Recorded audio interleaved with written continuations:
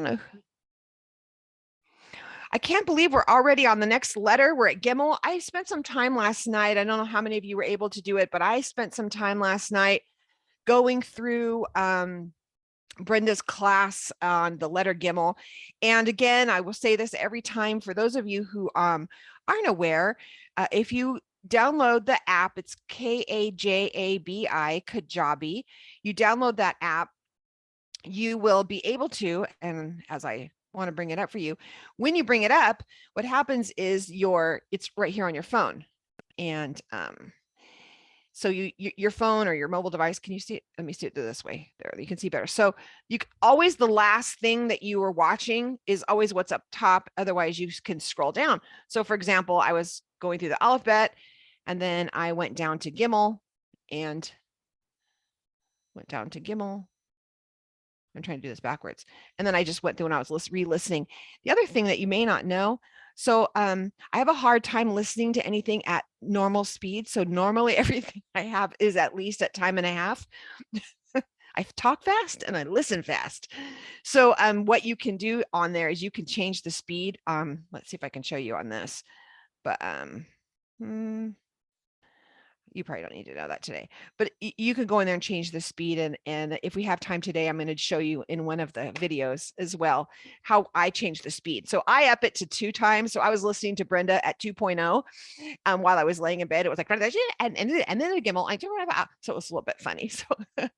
But I'm excited about this letter. What a beautiful story. So the first time that I started with the alphabet is and I've shared this story before, but I think it's worth repeating for everyone who's new, is that I had prayed and prayed and prayed. Father, what do you call me? What's my name? What do you call me? What do you call me? My birth name was Melissa, Melissa. So that was what name I was on my birth certificate. Middle name Charlene. And so now legally my name is Charlie Melissa. I swapped them and did the things because, long story short, when I work somewhere, they won't put, unless it's your legal name, they won't make that your email address, and nobody could ever find me to send me emails. They'd be like, where's Charlie? And they couldn't find me because it's under Melissa. So anyways, if you call me Melissa, I probably won't look or answer because I haven't been called that in a long, long time. But the name Melissa means bee, honeybee. It's the Greek version of the name Deborah, which also means honeybee. So those of you named all our Debbies and Deborahs, we have a lot of them in our group. But that's what that name means. So I was wondering, I was praying and praying, praying, Father, I didn't know the Deborah part. I just knew the Melissa was honeybee. And so I was at Bill Bullock's house and he was with Brenda. And prior to that, I had been praying that, and Brenda called me and she said, the weirdest thing happened. I was sleeping and this name started going across in a dream and it was the weirdest thing. It was going across and I was like, what the heck? And the Lord told me that I needed to tell you that name. And it was in Hebrew. And I was like, I hadn't told anyone about this, right? And so I said, okay. And so she said, so the name is Deborah. And she spelled it out for me in Hebrew. And I was like, well, that's interesting. Okay. So anyways, we go to Bill Bullock's house. We're sitting there and he tells me, I said, hey, just curious. And I wrote the letters out in Hebrew. Can you tell me what this means? He goes, well, the name is Deborah, but it's not that, because what Hebrew words, letters are, it's not like we think, oh, it's a bee, it's a honey bee, but it's not that. It's what the bee does. A bee, he said, so you got to think of the word picture of what the action is. The bee uses its vocal cords with a vibration of its vocal cords to stir up the atmosphere. And then what happens is it draws up the things around it, and then it brings it back to bring nourishment to its community. And I was like, that's really crazy, because I felt like that was me. Like, that's what I do. Like, I use my voice at that time I was singing and teaching like all over the place.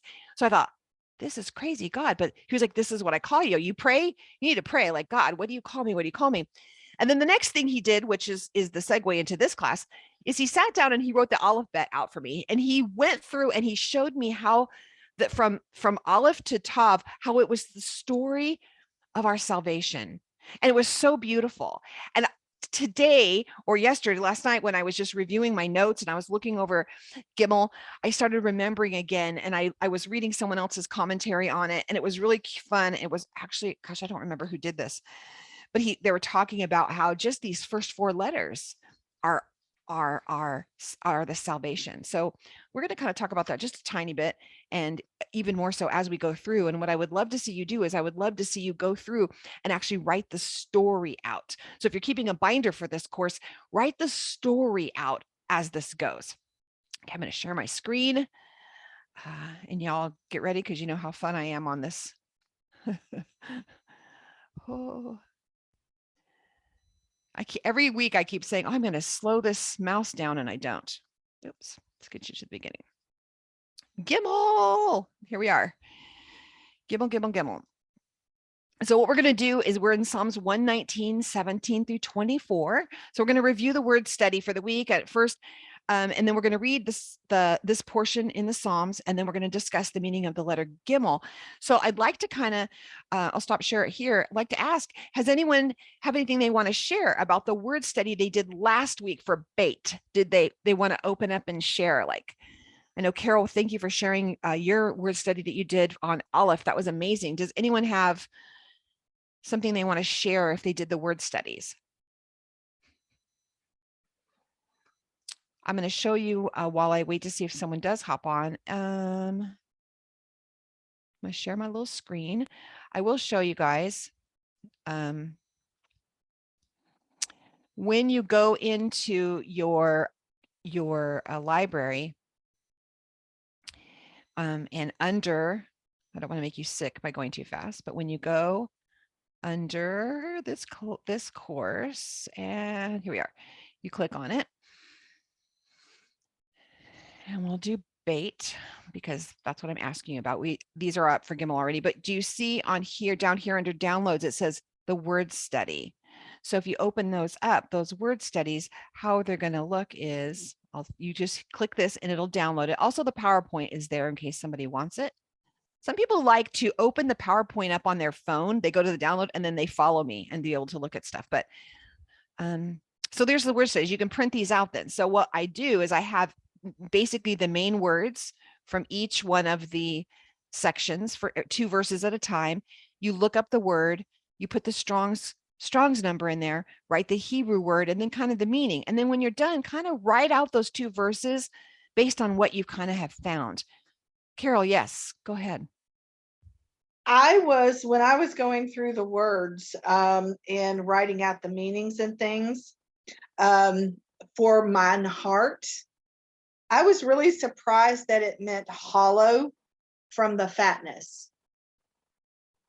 That didn't make sense to me unless I looked at the definition incorrectly. And then the other one that really struck me as strange was thought. It said to rub, to beat, to tread, to trample. Completely opposite of what I thought it would mean. And if you're talking, I can't hear you. Oh, sorry, I put myself. For the heart, is that 119:10? Yes, because it says with my whole heart I have sought you. So I'm going to share my screen just so we do this together, because that's what we're kind of doing is this. So we're going to look at Blue Letter Bible for this, just in the word study of that. So 119:10, with my whole heart I have sought thee. Opening it up, and then with my whole heart, leb is the word it's saying here. It's your leb, and it's a form of this. Will it take right? Yeah, the hard part is taking it to the primitive root. So you always want to go to the primitive root. And if you look at this, you have this lamed bet, which is interesting. So first of all, as we do this, you'll start going, oh my gosh, bait, lamed bait. So it's a double house. Okay. And then the guidance is happening in a house. Where's the guidance coming from? And I mean, if you kind of think of that and you think about your heart, we talk about our heart being that place where we're guided from our heart, or like, we'll say, oh, I feel it in my heart, or my, you know what I mean? That kind of thing. But that's me getting a little too mystical. But you can go down here. You said to be hollow. Mm-hmm. probably to be fat. The primary idea is the smoothness of the fat lining of the heart and a kind of a cake or hollow form, da da da. So it's talking about the hollowness of the smoothness of the fat or the heart. So it really is describing the organ. It's just kind of having to read all the little things, right? Okay. And then you could keep reading and add, like we talked about, these little guys are all the sprinkles and the frosting. To be deprived, to be void of heart. It could be heartless, like my heart, it could be, gosh, you don't have a heart, your cold heart. And So maybe that's where the hollow comes in at. yes. Okay. That makes sense now. And then this, I'm with you on the same thing as on the same verse, on the, where are we? I have sought thee. Okay. So with my whole heart, I have sought thee. So when I did the same thing, when I looked up that word sought, the daras, I believe that comes up again this week, I feel like.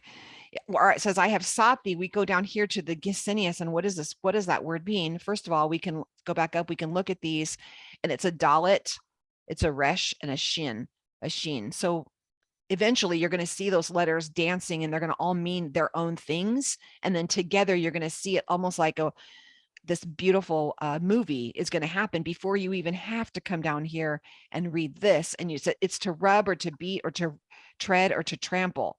Like what? I have sought. And Carol, what I was thinking of is, if you think about, if I have sought, I've rubbed, to beat, to trample, I am getting in. Like the word sought in English is probably so one dimensional, right? It doesn't have the same meaning as you said. Now, if you go back and you read the scripture verse and you say, instead of saying, I have sought, you say, with my whole heart, I have beaten and trampled after thee. Like I have beat down doors. I have beat down. I have just done everything to get there. So don't That's let, really the only way that it finally made sense, was when I wrote it out. yeah, yeah. Yeah, because that word daras can be different again. So if you're saying, so with my whole heart, I have beaten and treaded and trampled, and you think about a path, like I have pushed through everything to get down to that path to get to you. So, Can I add something? of I'm sorry. course, Good yes. morning. Good morning. Um, I believe that vocabulary has to do with agriculture, because most of the vocabulary in the Bible is with agriculture. I have this agriculture in the Bible kind of thing, like to learn about planting and seed and all that kind of stuff. And it was written by the students in some kind of university. And all those terms are very agricultural. Like when you're breaking through the ground, when you're digging in, like you're going really, let's say you have to plant a tree. You have to, when people are doing construction, they have to do all that kind of stuff. So just throwing that in there. That's a great, thank you for adding that input. Huge, You're huge, welcome. huge. That makes, Carol, does that help with it? Also another dimension to that? Because you're thinking also we're assuming this was written by King David, but you Yes, think it about makes him. more sense. Yeah, It you're does thinking make about how more you're sense. digging through, and I was thinking of it as digging through the ground and trying to get through bush and trying to just get to it. Not necessarily digging in the ground, but getting through to blaze a trail. Like I am getting to this. I'm going to go after it. You have And to remember that our vocabulary, like saying the roots, we're digging into the roots, we're Hebrew roots, and all this vocabulary. Every king, like Solomon, when you read Song of Solomon, every king had a garden. They were actually given a garden, and this garden was like the best of the best. right. So that's why they're very familiar. And the vocabulary of King David and King Solomon in the Song of Solomon, all this vocabulary have to do with that. When she said, I'm dark, and she said, I'm dark from being outside, meaning, you think of yourself when you have to be out there taking care of your plants and all that stuff, you're getting burned by the heat or the sun. So that's where all that vocabulary comes from. I just love it because I started studying the Bible from the perspective of gardening, and it just came to life. So I just wanted to add that. Thank you. That's amazing. Great. I really appreciate that. That's amazing. You're welcome. Great. Anyone else have any input they have back from bait? We want to just kind of give you an opportunity to share it. If you did the word studies and something came alive to you, or maybe you had a question about as you were going back and doing the studies, or ahas. Okay. I'm going to go ahead then and go back and share my screen, and let's get back in here because it's so much fun. Okay. So let's go through and let's just read this. Who wants to read it? Who wants to unmute and read this for me? All at the same time. I can do it. Thanks, Ellen. You're welcome. All right. Do good to your servant, that I may live and keep your word. Open my eyes so that I may behold wonders from your Torah. I was a temporary dweller on earth. Do not hide your mitzvot from me. My soul is crushed with longing for your judgments at all times. You rebuke the proud who are cursed, who wander from your mitzvot. Take scorn and contempt away from me, for I have kept your testimonies. Though princes sit and talk against me, your servant meditates. Oh, I'm missing. Your servant meditates on your decrees, for your testimonies are my delight. They are also my counselors. Thank you, Father. We thank you. We thank you for your word. We thank you, Father, that you've given this to us to ignite in us a passion, the same passion that David had for your word, for your mitzvah, for your testimonies, your commandments, for all the ways that we can describe your being. As you came and walked among us, you showed us how to walk it out. Father, let us walk this out in the same manner and be with us today as we dig into your word and bring things to light. And again, we ask that you would open our eyes so that we can behold the wonders of your Torah. Amen. Thank you, Ellen. So I love what in this because of the fact that he is not just affirming, when you're reading through this, he was not just affirming the adherence to the word. He wasn't just going, I know it's important to do this. I know we have to do this. He wasn't going over and over and over about that, but he's also praying for the capacity to understand that.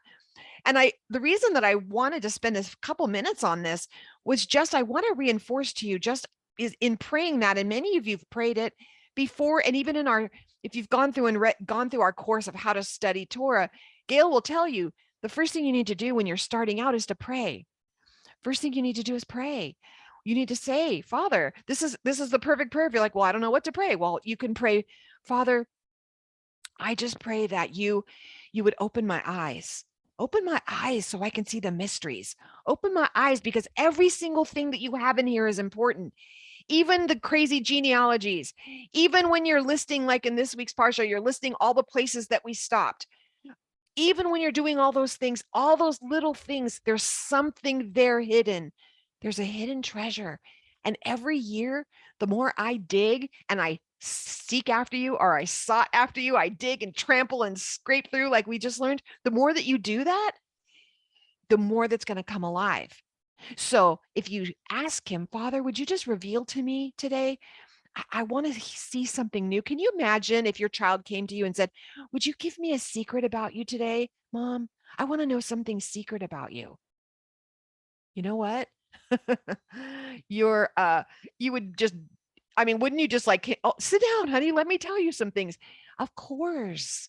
And how much more so our good Father is going to do this. So in this, he's saying he wants the capacity to understand the word. And I know that's the reason you're here. Many of you are super students. Some of you are brand new, but it is not too hard. We've gone over this over and over this. He tells us it is not too hard.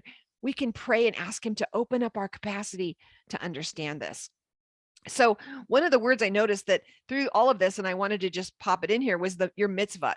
And we've seen this throughout. You might see this in your translation. I have a Tree of Life translation, but I just kind of wanted to put it. The word is savah, and it's H6680. If you want to look it up yourself, the word is savah, and it is often translated as commandments. It's a command, a precept, but the word really is about setting something over you or to appoint something over you. You know, for me, I kind of look at it as a boundary. It's a safe, protective thing for me. Set up this protection for me so that if I stay in the guardrails, right? It's kind of like bowling. If you get the little guardrails up, you know you're going to get a strike because you have those guardrails set up. Setting those and appointing those over us so that then my life is blessed. And again, this is not a salvation issue. This is about, we're not talking legalism here. We're talking about being blessed, living a life that's blessed and fruitful, and being able to stand before the Father and him saying, well done, well done. But I feel like I've lived a lot of my life being so future focused of, oh, when I get to heaven.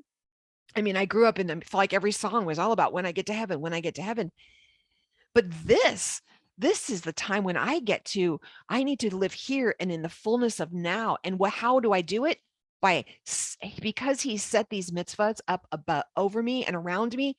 If I walk in those and honor them and love them, and I pray that he shows me how to walk in them well, then I'm going to be able to bring heaven to earth, right? I'm going to be able to bring that to people all around me, not just myself, but my family.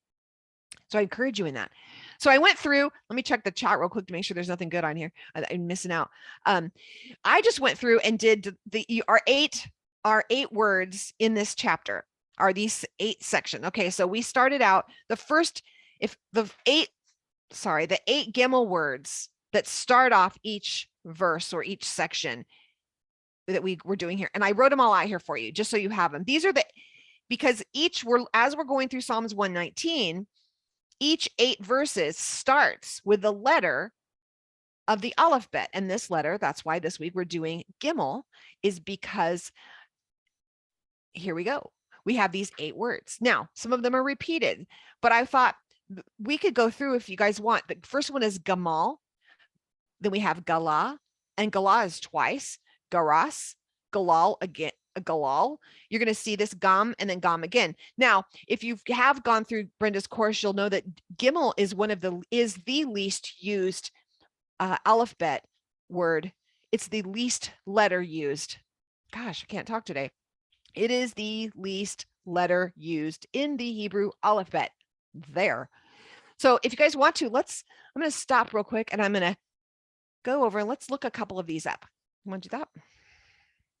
Let's see if I can, how many screens can I have open at the same time?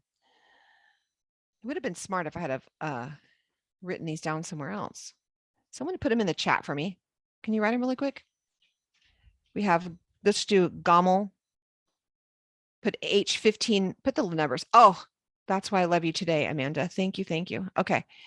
Let me share my screen and let's just look up a couple of them. Let's go through them because this is how you can be like, well, what does this have to do with the Gimel? Because that was kind of where I was at. I was like, well, if we're going to study this out, what does this have to do with, when you're looking at your Bible, even when you're looking in Proverbs or any of the other place where you have an acrostic and you're saying, okay, well, I see that this is supposed to be an acrostic for the Hebrew alphabet, but I don't get where they're getting Gimel out of any of these verses. Well, let's find it. Well, each of the verses start out with this. So let's go. I'm going to see. Thanks for this. Let's see if it won't do it in Hebrew, I don't think. I'm going to just do the verse. Thanks, y'all.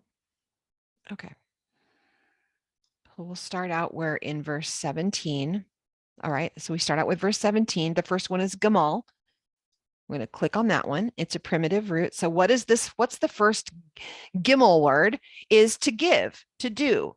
So if you guys print out those word studies, we're already doing one for you. To give, to do. So somebody write that down. So this is one of them. We're going to start. This is what we're talking about with this letter, is about giving and doing, showing how to do good. You can look up the whole thing if we want to. Showing how to do good, how to repay good.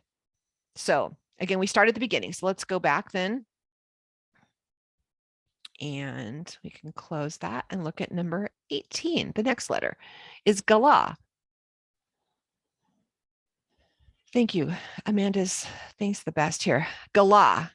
And again, what I love about this is not only does it tell you the transliteration of what this word is in Hebrew, it's also going to tell you how to pronounce it. It's going to give it to you phonetically, or you can click this little button. Strong's H 1540. Gala. There you go. Then you know how to say it. Gala. You can practice it. What does this word mean? It means to make naked. Okay. Now, if you're in the South, it's naked, to be naked. So this word means how to be made naked, to reveal or to uncover. Okay. So we have Gala. So when you're doing that, we'll go back. When you're doing that, you can see, Okay, we're going to talk about I am strong. I am a stranger on this earth. Hide not your commandments from me. Like don't make me naked. What, this is really fun because I am a stranger. Let's go back here. Oh, wrong verse, sorry. Open my eyes. This is when he's saying, Gala, open my eyes that I may behold wondrous things of the law. What does it have to do with being naked? So that's when you get to sit on it, when it's saying that word for open my eyes. Reveal. It's a revelation. Like don't let there be curtains on my eyes, right? Let's take away the blinders off of my eyes. Make revelation. Bring this, just make it all naked before me. I don't want anything hidden in the way. You guys can pop in there in the chat anything you want to add on there. And then we're going to go here on the next one is garas. Garas. And we'll go down here, is to break into pieces by scraping, rubbing. It's to crush. This one was really, for me, when I was doing the word studies on these, is looking at when he's saying, my soul breaketh for the longing. It was like,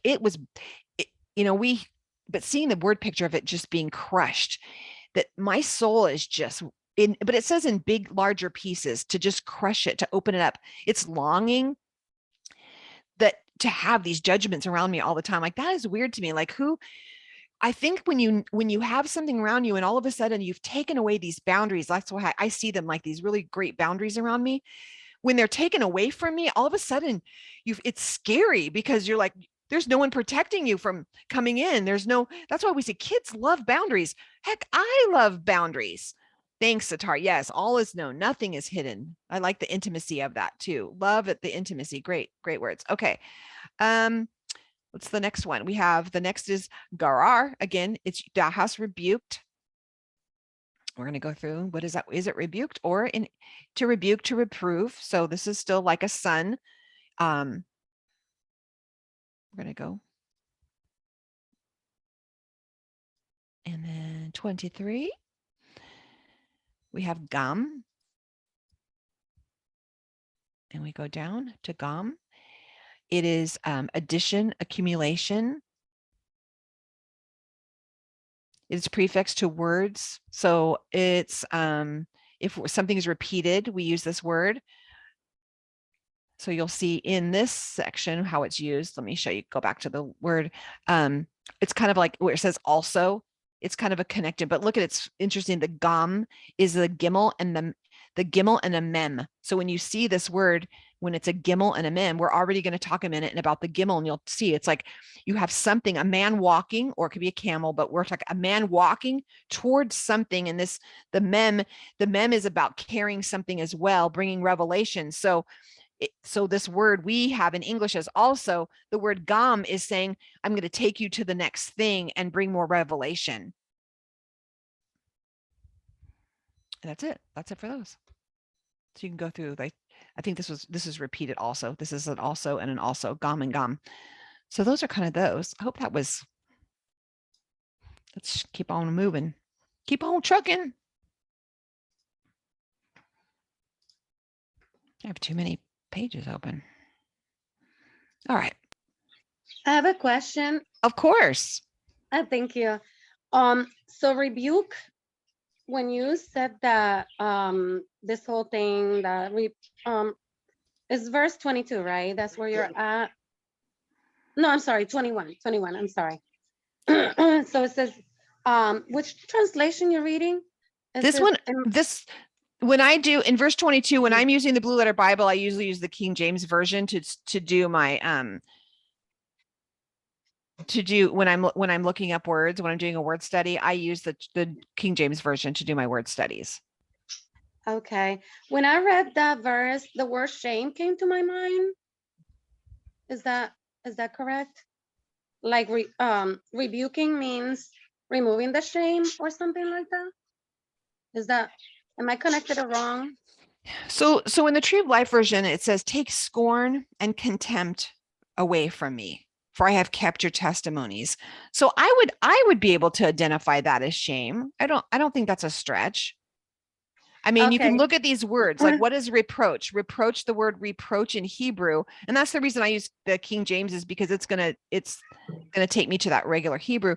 It's when I feel to be gathered.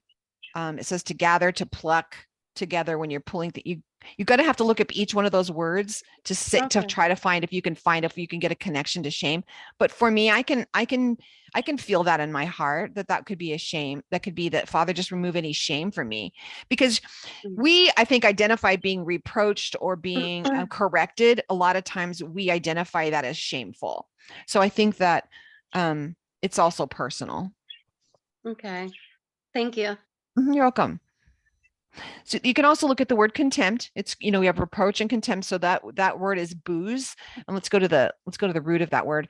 The root of that word is despising. So it's a little bit more of a harsher in this context. If you're going to the exact context of what he's talking about, the psalmist is saying, don't despise me. Don't take this away from me. He's saying that it's like a punishment. If you take this away from me, it's a punishment. So it was more than shameful. This is easier. Okay, so the letter Gimel is actually made up. When you spell out Gimel, it's Gimel, Mem, and Lamed. Gimel, Mem, and Lamed. That's how you actually spell out the letter Gimel. You're using these 3 letters. And it's really as fun as you go back through these and you learn Gimel, you're like, okay, well, I know Gimel, and we'll learn Mem and Lamed soon, but learning that Mem is actually about a revelation. It's about water. It's about movement towards the next thing. So, and a Gimel is about, we'll learn today, is all about, a camel or a man carrying gifts, about a forerunner, a person carrying gifts, moving towards something. Lamed is about correction, and it's about instruction, not necessarily always correction, but instruction. So the Gimel is something you could see that this letter means in and of itself, the 3 letters. You can start looking at how that makes up the whole letter. Man, I don't feel like I'm making sense today. So what does that all mean? I'd love to hear some of your input on this, but and what you might have learned listening to Brenda, but we have a camel. It's the number one thing you're going to hear everyone say is the Gimel it's actually how you say camel. So it's the name for a camel. It is the picture kind of a camel. And you can see that. I'll show you guys. I have, I think, a picture over here. It's a man walking, carrying gifts. Now I went a little further and I was really looking at something, and I really love this definition for this letter Gimel. And for this letter Gimel, I was reading about it being the forerunner. It is the forerunner. And instantly I started thinking of John the Baptist with his camel, wearing camel skins. It was an instant hyperlink for me, as you have this forerunner of a man running, carrying gifts. He's bringing a revelation. He's bringing the gifts from heaven. And you see John the Baptist, which I think was kind of cool. You see in the dreidel, it has the Gimel on it. And for many of you know, this is a game that we play during Hanukkah. And it means all the letters come together saying a great miracle happened there, or it depends on where you are. If you're there, you say here and you change the letter. But on the dreidel for the Gimel, it's interesting that if you've played the game, when your dreidel lands on the Gimel, you get everything. You get the whole pot. So I wanted to share that with you, because it really is about having the gifts. It's about having the gifts. You get everything. So you takes it all. Yes, exactly. You take it all. You get everything. Gimel takes it all. And think about that camel loaded up, just loaded up. Gimel is the number 3. Hey, quit, my dog. Gimel is the number 3.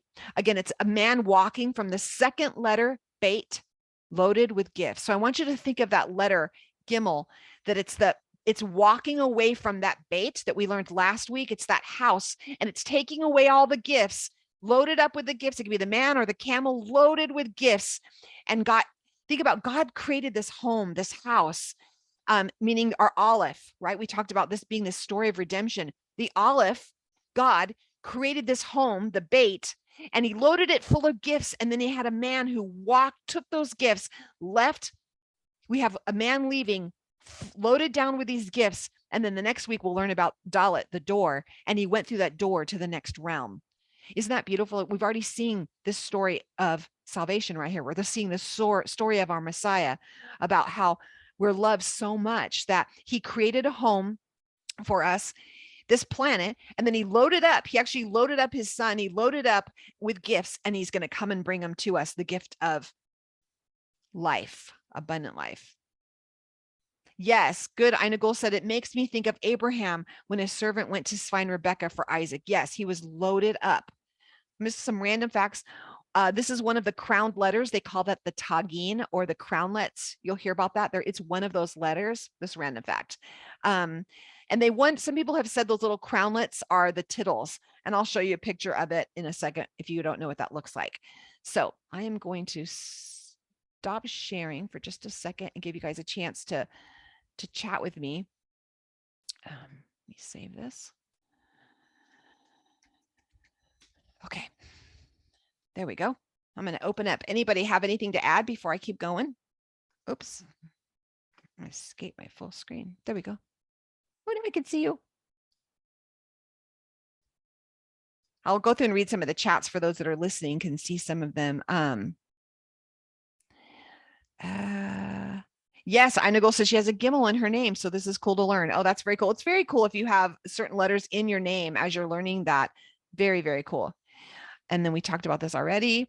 Any other comments that you have on Gimel? Anything that you've learned as far as the Gimel or 119 yet that you want to share? Anything new?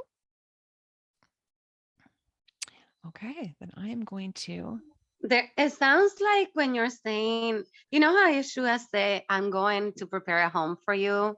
Like the whole thing about how in the tradition, right? When people got married back then, the men had to have a house for the bride, and it had to be loaded with everything she was going to need before he can marry her and bring her. And, you know, the whole thing about, what's the name of the, how people did marriage back in the days, that people are trying to bring it back to people getting married like that. I forgot the name of it. I'm sorry.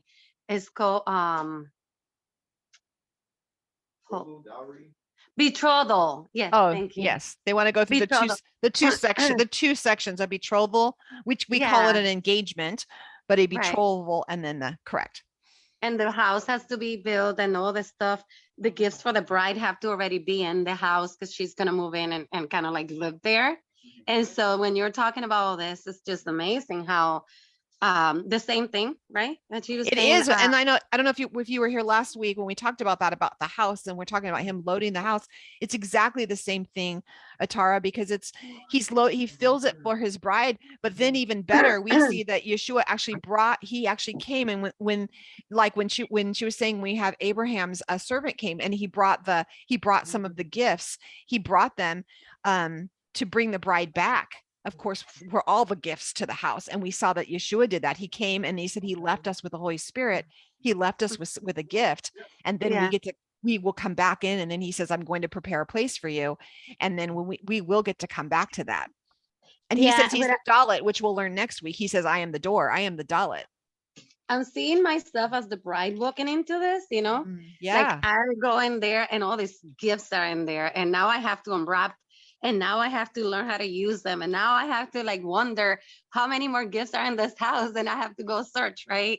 So it just made me feel like that. Like I just got married and went in there and I'm like, wow, like, you know, like you love me that much. And That's awesome. I read in the chat, and it's Proverbs 25 too. Is the glory of God to conceal a matter and to search it out. To search out a matter is the glory of kings. So that, you know, like he made us also a kingdom of priests at the same time. So it's so much in there, right? Like you just think about these things. It just made me laugh. It makes me like giggle inside, you know? And isn't it fun? And you turn the letter, and like next year, maybe when you look at the letter, you'll learn a whole nother thing about it. I'm going to share with you guys about this. I love that you shared that. Thank you. I missed one of the slides that I had written about is that the Gimel, if we think about it, is carrying the weight of a weary traveler. That's the one thing about a camel does. A camel carries that heavy weight of a weary traveler. And in Proverbs 31:12, it's another acrostic, but actually starts with Gimel. And it says, she brings him good and not harm all the days of her life. That starts with a Gimel. It's talking about her bringing gifts. She brings gifts of good things to him and not harm all the days of her life. That Proverbs woman, and I took this out of Lauren Cruz's book, Strength of a Woman. That Proverbs woman uses intentional acts of kindness to lift and carry them until they can stand on their own. And if we think of Yeshua and we think even of Avatara saying, oh, like a bride or whatever, but even as our Father, that he has given us, he pours gifts on us, these intentional gifts on us to lift and carry us until that we can stand on our own, and we can do it on our own. And I wanted to read this section for you out of Strength of a Woman it's on page 28, and it says, perhaps lifting others is hard because of our own burdens. We have enough to carry. We can't take one more. Some of us feel we don't even have enough to offer, and some may struggle with perfectionism. How do you define perfect? Do you think perfect equals flawless? One biblical definition of perfect is complete, entire, or full. This gives us a new perspective. I don't have to be flawless or perfect to be complete and useful to God. The banana is an excellent example of this idea. A banana grows until it reaches a certain size. Even though it continues to ripen, its growth is complete. It is usable throughout all ripening stages. As a young green banana, it can be cooked in recipes. It is tastiest as a yellow middle-aged banana, and when it turns brown, it's perfect for baking. In all stages, it's a banana, perfect for different uses. Women are like bananas. We have many benefits to offer in all stages of our lives, but we may tend to seek flawless perfection as at the expense of complete usefulness. And the reason I wanted to say that is because if we look at Gimel as about the characteristic of this and the characteristic of this section, when it's talking about from 17 to 24 in the Psalms 119, and we're looking at that, let me stop sharing. When we go and read this, we have to say, how am I carrying gifts? How am I being the Gimel? How am I being the one now? If my eyes are open so that I can see the wonders of your Torah, if he's good to me, then I can be good to other. If I'm living out his word, if I'm keeping his testimonies, if I'm meditating on his decrees, it's not just about so that I get so full of him. It's so that I'm loaded with these gifts that I can then take on and carry to other people. Hey, Charlie, can I say something real quick? Of course. So, you know, it's really, well, first off, thank you for reading that. Wow. Wow. I love Lauren Cruz. I hadn't gone to that chapter yet. But it's so interesting because, you know, we think that we have to be at some place before we can start giving gifts to other people. But we're in this age, in this world where people are just desperate to have value, desperate to know that there's a God that loves them, desperate for any reason to not feel like this life is just, what's the point? It's so dark, I'm just trudging through. And the gift that we can give them is, there is a point. There is a point, and there's God, and it's not just for you to know God, but for you to then bring that blessing to other people, to bring his restoration to other people, to bring his shalom to other people. And it doesn't matter what stage you're in. You can be 2 days into Torah and you can be a gift to other people. Exactly. And one of the things in I think it's funny, I think I read it even just this week, was saying that it's a Hebraic perspective, or you hear Jewish people will say this. They'll say, if you are if you know the Aleph and the Bet, then you are equipped to disciple someone who only knows the Aleph. Does that make sense to you? If you're studying right now, y'all know Aleph, Bet, and now Gimel. So now you are now all equipped to teach people Aleph, Bet, and Gimel, because you know those three.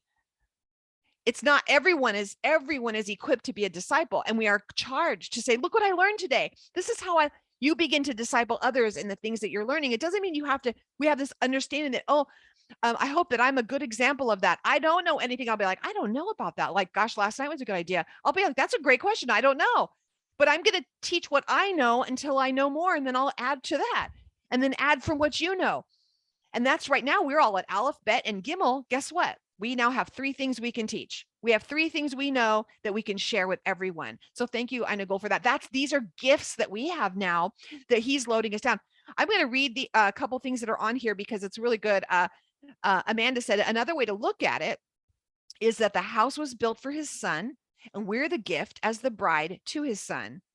We produce children, fruit, with our husband, and he's going to take us through the door with all the fruitfulness. That's awesome. Very good. Very, very cool. I'm going to share this with you guys only because I think it's that important, and because some of you don't have the time to go through and look at it, and you're here now, so we're going to do it. Wait, I'm going to X this. Oh, so here I'll show you guys how I do this. I'm going to take it to time and a half because that's how I roll. Get us through. Let's jump right into the story of the Gimel. So we learned in our last video that Gimel, this is our Gimel here, and it is spelled Gimel, Mem, Lamed. Gimel, Mem, Lamed. Those are the three letters that make up the word Gimel. And here's a picture of our Gimel. Okay, so that is how you're going to see it in your Torah scrolls or in your books. That's how you're going to see it, the Gimel. And we worked on, in our last video, we worked on writing the Gimel in a very simplistic form with a vav, a little bit of a slanted vav, and a foot sticking out, which was the yod, and a foot sticking out. So it reminds us not only of being lifted up, the head, the top of the Gimel is the head, and it's long, elongated neck of the camel, and it's being lifted up. So we're thinking of that imagery of the camel being down on its knees, being loaded up with either people or packages or wares, something that it's going to be moving. And then the camel gets up, and it actually is more like this. I had a chance to ride a camel when I was in Israel, and it's a crazy experience. They rock back so far, it's very scary. It's not like riding a horse, but they lift you up for sure. And then when anyone's looking at the camel, they're looking up. Okay, how does that relate to the story of the Gimel? Well, I'll tell you what, how we relate to that is that everyone that we meet, everyone that comes into our sphere, everyone that we are blessed to have join us in life, whether it's temporary, momentary, or whether it's long-term, every single person that is brought into our life, we are to be a Gimel to them in the sense that we lift them up. We lift them up and we help them be raised above the standard of their circumstances in every way possible.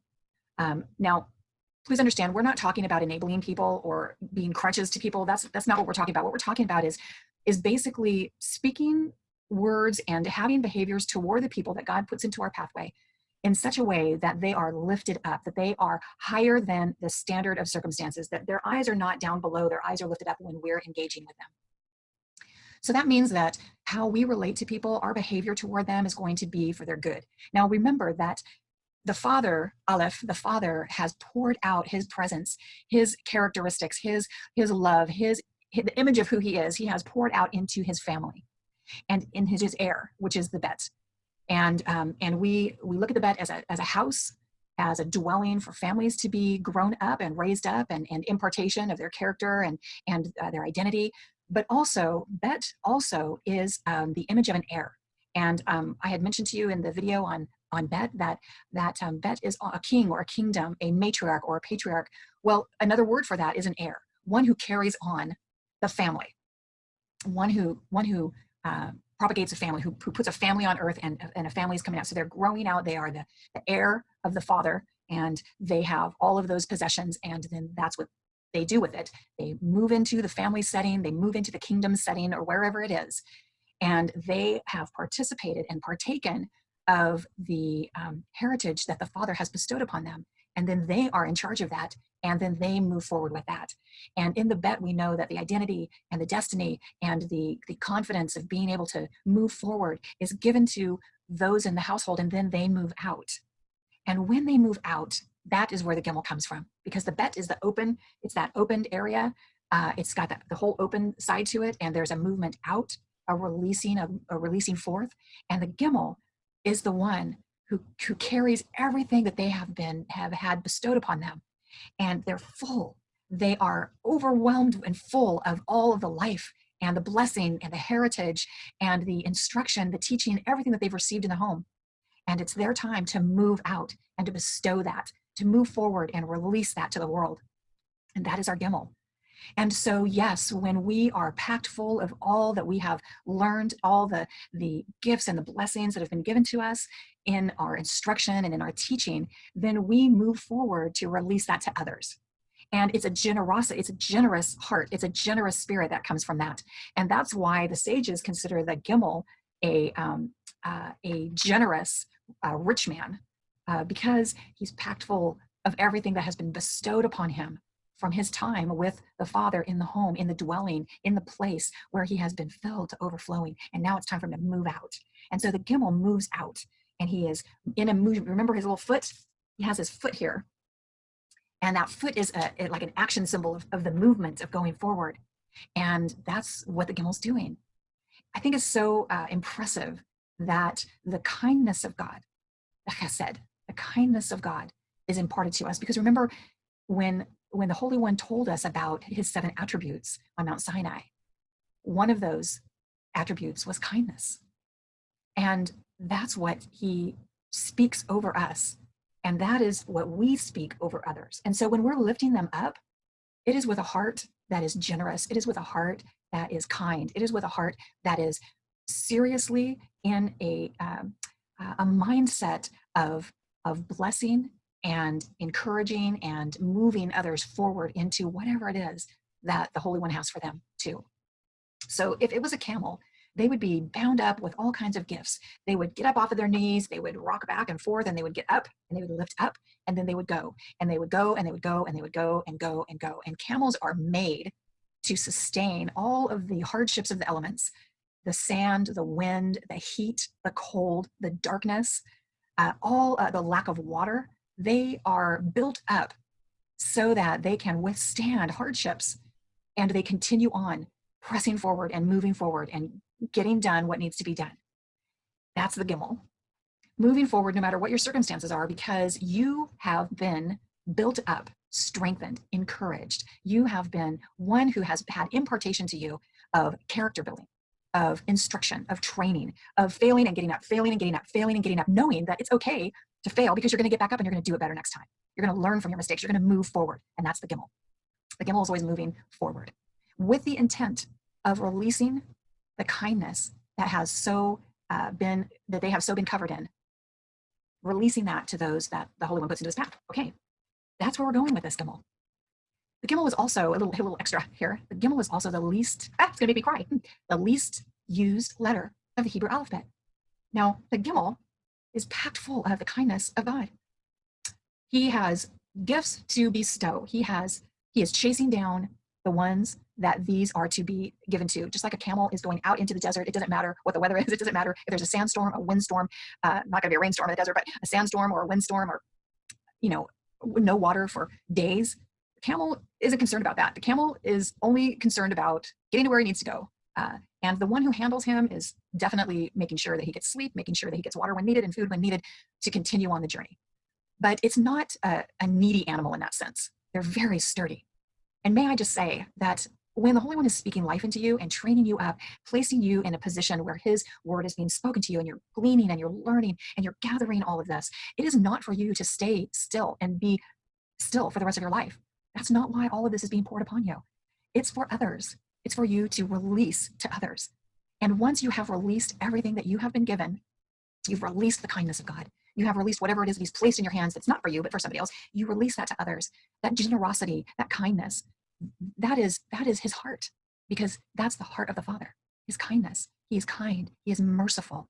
He's forgiving. He will hunt down generations and visit generation after generation after generation. We think about scripture as a negative, like he's going to hunt you down and find you and your kids too and their kids too. Oh, thank God, because he's kind, because he's compassionate, because he is a redeemer. Of course he's going to hunt down the kids and their kids and their kids and their kids, because there's been a wrongdoing or there has been a lack of movement in one generation, and he will hunt down every generation. And what will he do? Pour out his redemption upon them? Pour out his kindness upon them? He will hunt them down, and he will address those issues in each family line to redeem the bloodline of the family. That's his heart. And so it should be that is our hearts. When we embrace this letter Gimel, when we embrace it and we see the compassion of God for his people, he never leaves us the same. He will seek us out and call us out and speak life to us and to those around us, because he's merciful, because he's compassionate.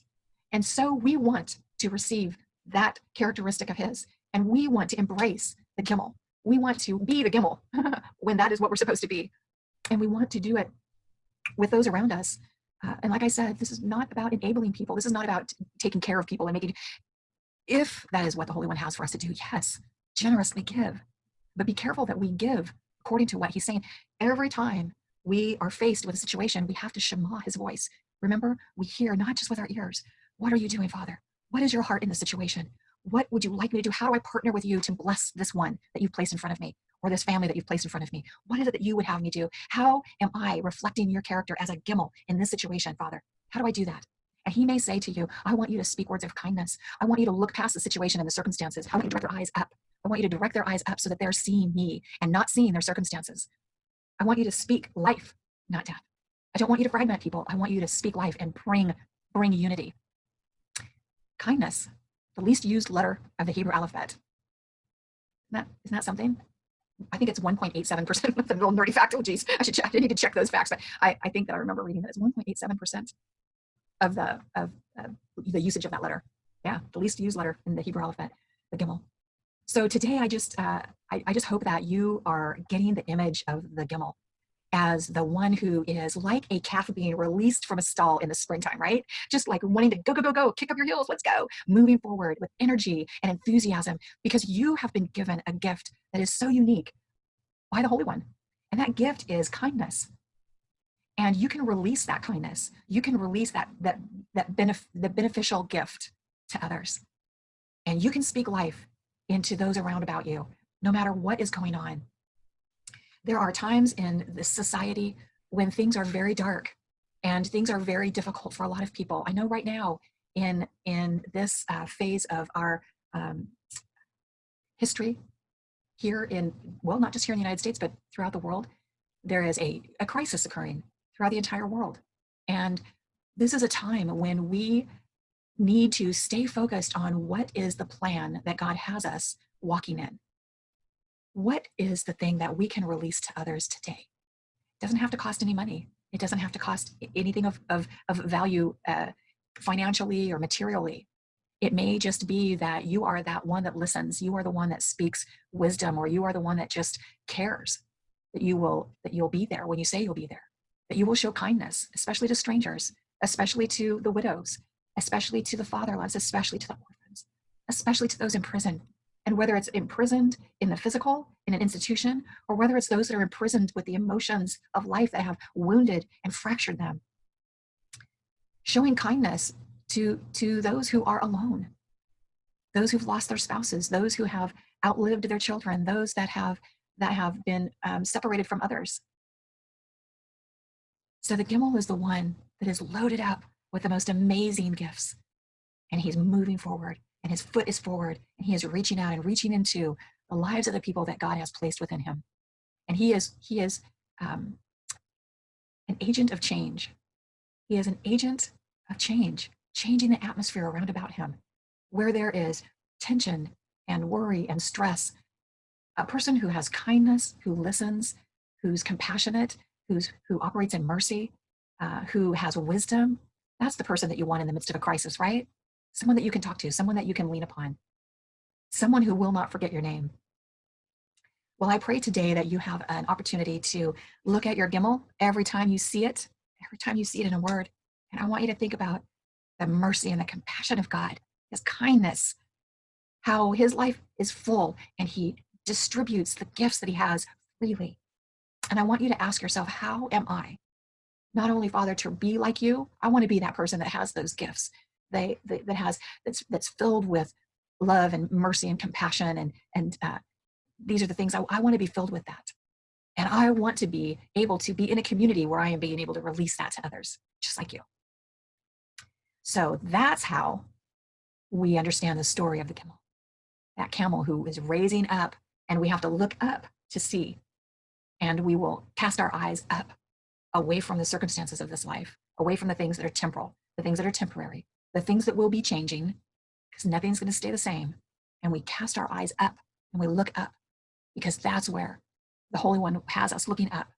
And we put our eyes upon him, and we get our gaze off of what's happening right here. And we say, how, Father, how do we reflect you?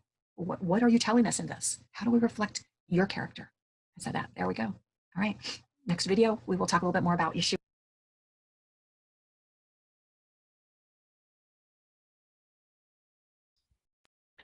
Okay, what I'm going to do is let's go ahead and we're going to end it right there. But before we end, let's go ahead and I'm going to do this prayer. The prayer we're going to use Amanda's prayer that she did for us. And again, you can download this. It's in the first section, but we'll do the prayer for Gimel and we're going to stop and then we'll open up so we can chat for a little bit.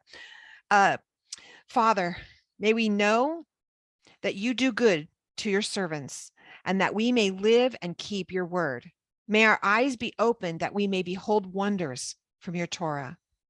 May we know that we are temporary dwellers on this earth and that you do not hide your commandments from us. May our souls be crushed with longing for your judgments at all times. May we not be rebuked like the proud who are cursed. May we not wander from the commandments.